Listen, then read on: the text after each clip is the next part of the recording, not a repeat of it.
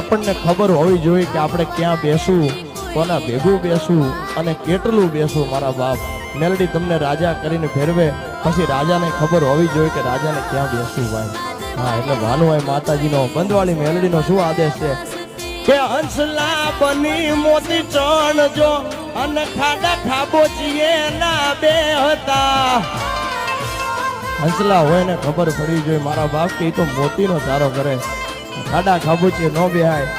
કે હોના જેવી કિંમત તમારી એન તાંબાના ભાવે ના વેચતા.